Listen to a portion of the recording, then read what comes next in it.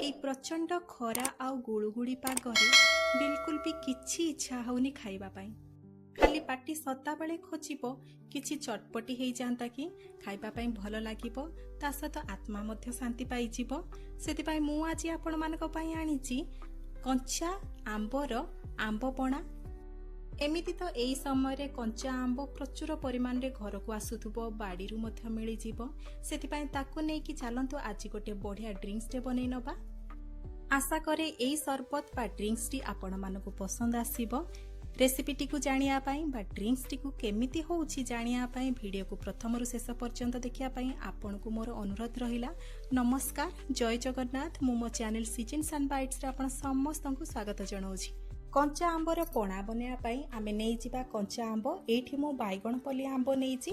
ଆପଣ ଚାହିଁଲେ ଦେଶୀ ଆମ୍ବ ନେଇପାରିବେ, ନହେଲେ ଅନ୍ୟ କୌଣସି ବ୍ରିଡର ଆମ୍ବ ନେଇପାରିବେ। ଏବେ ଚାଲନ୍ତୁ ଆମେ ଆମ୍ବଟିକୁ ଭଲ ଭାବରେ ଧୋଇଦେବା ଆଉ ତାର ଡେମ୍ଫ ପାଖକୁ ଭଲ ଭାବରେ ଏଠି କାଟିଦେବା। ଏବେ ତାକୁ ପ୍ରେସର କୁକରରେ ସେଇ 2ଟି ଆମ୍ବ ନେଇଯିବା ଆଉ ଗୋଟେ ଗ୍ଲାସ ପାଣି ଦେଇଦେବା। ଭିଡ଼ିଓରେ ଆପଣ ଦେଖିପାରୁଥିବେ ଆମ୍ବର ସାଇଜ୍। ଗୋଟେ ମୁଁ ବଡ଼ ଆମ୍ବ ନେଇଛି ଆଉ ଗୋଟେ ମିଡ଼ିୟମ ସାଇଜର ଆମ୍ବ ନେଇଛି। ଏଇ 2ଟି ଆମ୍ବରୁ ଆମେ 6 ଗ୍ଲାସ ସରବତ ଆରାମସେ ବନେଇ ପାରିବା। ଏବେ ଚାଲନ୍ତୁ ତାକୁ ଆମେ ସିଝେଇ ନେବା। ଆମେ ହାଇ ଫ୍ଲେମ୍ରେ 4ଟି ସିଟି ଆସିବା ପର୍ଯ୍ୟନ୍ତ ତାକୁ ଭଲ ଭାବରେ ଏଇଠି ସିଝେଇ ନେବା। ସରବତକୁ ଆହୁରି ଟେଷ୍ଟି କରିବା ପାଇଁ ମୁଁ ନେଇଯାଇଛି ଗୋଟେ ବଡ଼ ଚାମଚ ଗୋଟା ଜିରା, ଯାହାକୁ ମୁଁ ହାଲକା ଭାଜି ନେଇଛି, 1 ଇଞ୍ଚ ଅଦା ଆଉ 3ରୁ 4ଟି ଲଙ୍କା, ଆଉ ନେଇଯିବା ପୋଦିନା ପତ୍ର ଚଟନି। ଆପଣଙ୍କ ପାଖରେ ଯଦି ପୋଦିନା ପତ୍ର ଥିବ ତାହେଲେ ଆପଣ ଡାଇରେକ୍ଟ ପକେଇବେ। ମୋ ପାଖରେ ଚଟନି ଥିଲା, ସେଥିପାଇଁ ମୁଁ ଏଇଠି ପୋଦିନା ପତ୍ର ଚଟନି ନେଇଛି ଆଉ 2 ବଡ଼ ଚାମଚ ପୋଦିନା ପତ୍ର ଚଟନି ସେଥିରେ ନେଇଯିବା। ଏଇ ଯେଉଁ ପୋଦିନା ପତ୍ର ଚଟନି ମୁଁ ନେଇଛି ସେଇଥିରେ କେବଳ ପୋଦିନା ପତ୍ର ଆଉ ଅଳ୍ପ କିଛି ପାଣି ଦେଇକି ତାକୁ ବାଟି ନେଇଥିଲି। ଆଉ ଏଇ ସବୁ ଜିନିଷକୁ ଆମେ ଭଲ ଭାବରେ ଗ୍ରାଇଣ୍ଡିଙ୍ଗ କରିନେବା।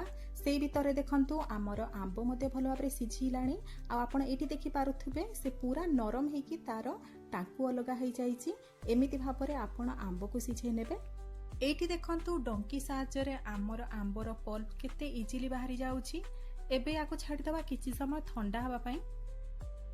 ଥଣ୍ଡା ହେଇସାରିଲା ପରେ ଆମେ ଇଜିଲି ହାତ ଦ୍ୱାରା ମାନେ ହାତରେ ତାକୁ ଧରିକି ଚୋପା କିମ୍ବା ଟାଙ୍କୁରୁ ଆମେ ଆମ୍ବର ପଲ୍ପକୁ ଅଲଗା କରିପାରିବା।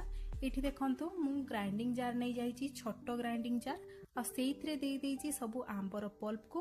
ଆଉ ଯେଉଁ ଆମେ ପୁଦିନା ପତ୍ର, ଜିରା, ଅଦା ଆଉ କଞ୍ଚା ଲଙ୍କାକୁ ବାଟିଥିଲେ ତାକୁ ମିଶେଇକି ଆମେ ତାକୁ ପୁଣି ଥରେ ବଢ଼ିଆ ପେଷ୍ଟଟେ ବନେଇ ନେବା ବାଟିକି। ଏବେ ସେଇଥିରେ ଆମେ ଆଡ୍ କରିଦେବା ଚିନି ବା ଚିନି ଗୁଣ୍ଡ। ମୁଁ ଏଇଠି ବଡ଼ 3 ଚାମଚ ଚିନି ଗୁଣ୍ଡ ପକେଇ ନେଇଛି। ଏଇ ସରବତକୁ ଆମେ ବେଶୀ ମିଠା କରିବା ନାହିଁ, ଖଟା ଆଉ ଟିକେ ସ୍ଲାଇଡ୍ ଚଟପଟି କରିବା, ସେଥିପାଇଁ ସେଥିରେ କମ୍ ଚିନି ପକେଇବେ। ଏବେ ସେଇଥିରେ ଆମେ ପକେଇ ନେବା ଗୋଲମରିଚ ଗୁଣ୍ଡ ପାଖାପାଖି। ଏଇଠି ମୁଁ ହାଫ୍ ଛୋଟ ଚାମଚ ଗୋଲମରିଚ ଗୁଣ୍ଡକୁ ପକେଇ ନେଇଛି। ଗୋଲମରିଚ ଗୁଣ୍ଡକୁ ପକେଇବା ଦ୍ୱାରା ଆମର ସରବତ ଟିକେ ସ୍ପାଇସି ଲାଗିବ ଆଉ ଚଟପଟା ଲାଗିବ। ତା ସହିତ ଏଇଠି ଆମେ ପକେଇ ନେବା ଲୁଣ। ମୁଁ ଏଇଠି ହାଫ୍ ବଡ଼ ଚାମଚ ଲୁଣ ପକେଇ ନେଇଛି। ଏବେ ଏଇ ସବୁ ଜିନିଷକୁ ଆମେ ପୁଣି ଥରେ ବାଟି ନେବା। ବାଟି ଦେଇକି ଆମେ ଗୋଟେ ଷ୍ଟେନର ସାହାଯ୍ୟରେ ତାକୁ ଭଲ ଭାବରେ ଛାଣି ନେବା। ଯେମିତିକି କୌଣସି ଜିନିଷ ଯଦି ଖଦଡ଼ ପରିମାଣର ଥିବ ତାକୁ ଆମେ ପକେଇବା ନାହିଁ, ତାକୁ ବାହାର କରିନେବା ଷ୍ଟେନର ସାହାଯ୍ୟରେ। କୌଣସି ସ୍ପାଚୁଲା ହଉ କିମ୍ବା କୌଣସି ଚାମଚ ହଉ ତାକୁ ନେଇଯିବେ ଆଉ ତାକୁ ଏମିତି ଗୋଳେଇ ଗୋଳେଇ ତାକୁ ଷ୍ଟେନର ସାହାଯ୍ୟରେ ତାକୁ ଛାଣି ନେବେ। ଆପଣ ଚାହିଁଲେ ଏଇ ପଏଣ୍ଟରେ ଅଳ୍ପ କିଛି ପାଣି ପକେଇବେ, ଯାହାଦ୍ୱାରା କି ଆମର ଭଲ ଭାବରେ ଏଇସବୁ ଜିନିଷରୁ ଆମର ଭଲ ଭାବରେ ପିଉରି ବା ଆମ୍ବର ଯେଉଁ ପେଷ୍ଟ ଅଛି ଅଲଗା ହେଇଯିବ। ଭଲ ଭାବରେ ଛାଣି ସାରିଲା ପରେ ଆମେ ଏଇ ଖଦଡ଼ ଜିନିଷକୁ ପକେଇବା ନାହିଁ, ତାକୁ ଫୋପାଡ଼ି ଦେବା। ଏବେ ଆମେ ସେଇଥିରେ ପାଣି ଆଡ୍ କରିବା। ଯେମିତି ଆମର ସରବତ ବନାଯାଏ ସେମିତି ଆପଣ ତାର ଥିକନେସକୁ ଧ୍ୟାନରେ ରଖିକି ସେଇଥିରେ ପାଣି ଆଡ୍ କରିବେ। ମୁଁ ଏଇଠି ପାଖାପାଖି 1 ବୋତଲ ପାଣି ଆଡ୍ କରିଛି, ମାନେ 1 ଲିଟର ପାଣି ଆଡ୍ କରିଦେଇଛି। ଏବେ ଏଇ ସବୁ ଜିନିଷକୁ ଭଲ ଭାବରେ ମିକ୍ସ କରି ନେବା। ଯଦି ଆମ୍ବ ଖଟା ଥାଏ ତେବେ ଆପଣ ଏକ୍ସଟ୍ରା ସେଥିରେ ପାଣି ଆଡ୍ କରିବେ, ଲୁଣ ମଧ୍ୟ ଏକ୍ସଟ୍ରା ଆଡ୍ କରିବେ ଆଉ ଚିନି ମଧ୍ୟ ଏକ୍ସଟ୍ରା ଆଡ୍ କରିବା ପାଇଁ ପଡ଼ିବ ଆପଣଙ୍କୁ। କିନ୍ତୁ ଯେହେତୁ ମୁଁ ଯେଉଁ ଆମ୍ବ ନେଇଥିଲି ସେ ବେଶୀ ଖଟା ନାହିଁ, ସେଥିପାଇଁ ମୁଁ ଅଳ୍ପ ଚିନି ଆଡ୍ କରିଛି ଆଉ ଅଳ୍ପ ପାଣି ଆଡ୍ କରିଛି। ଏବେ ଚାଲନ୍ତୁ ତାକୁ ସର୍ଭ କରି ନେବା ଗୋଟେ ଗ୍ଲାସରେ। ଗ୍ଲାସଟିକୁ ଆଉ ଟିକେ ଆଟ୍ରାକ୍ଟିଭ ରଖିବା ପାଇଁ, ତା ସହିତ ଜୁସ୍ ପିଇଲା ବେଳେ ଆଉ ଟିକେ ଚଟପଟି ଲାଗିବା ପାଇଁ ମୁଁ ଏଇଥିରେ ତାର ଏଜେସରେ ମାରି ନେଇଛି କାଶ୍ମୀର ଲଙ୍କା ଗୁଣ୍ଡ, ତା ସହିତ ଅଳ୍ପ କିଛି ବିଟ୍ ଲୁଣ ବା ସନ୍ଧବ ଲୁଣ। ଆଉ ଏବେ ଚାଲନ୍ତୁ ଜୁସ୍ ସେଇଥିରେ ଢାଳି ନେବା। ଆପଣ ଦେଖିପାରୁଥିବେ କେତେ ଥିକନେସରେ ମୁଁ ରଖିଛି ଜୁସ୍କୁ।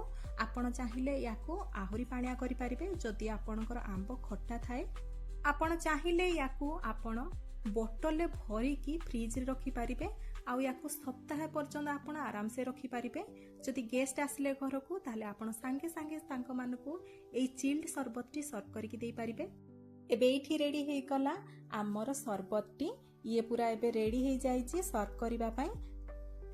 ଭିଡ଼ିଓଟି ଭଲ ଲାଗିଥିଲେ ଲାଇକ୍ଟେ କରିବେ। ଭିଡ଼ିଓଟି ଯଦି ପସନ୍ଦ ଆସିଥିବ ସାଙ୍ଗସାଥି ବନ୍ଧୁବାନ୍ଧବମାନଙ୍କ ସହିତ ସେୟାର କରିବେ।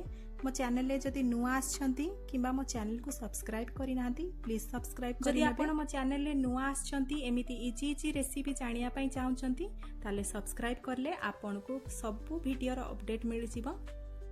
ଆଉ ଫେସବୁକ୍ ପେଜରେ ଯଦି ଏ ଭିଡ଼ିଓଟିକୁ ଦେଖୁଛନ୍ତି, ତାହେଲେ ପେଜଟିକୁ ଫଲୋ କରିନେବେ। ପୁଣି ଦେଖାହବ ଆଉ ଗୋଟେ ନୂଆ ରେସିପି ଭିଡ଼ିଓରେ। ନମସ୍କାର, ଜୟ ଜଗନ୍ନାଥ। ଏଇ ଭିଡ଼ିଓରେ ଦେଖୁଥିବା କୌଣସି କିଚେନ୍ ଆଇଟମ୍ ଯଦି ଆପଣ କିଣିବା ପାଇଁ ଚାହୁଁଛନ୍ତି, ମୁଁ ତାର ତଳେ ଲିଙ୍କ ଦେଇଦେଇଛି, ଯାହା ଥ୍ରୋରେ ଯାଇକି ଆପଣ ଆରାମସେ କିଣିପାରିବେ।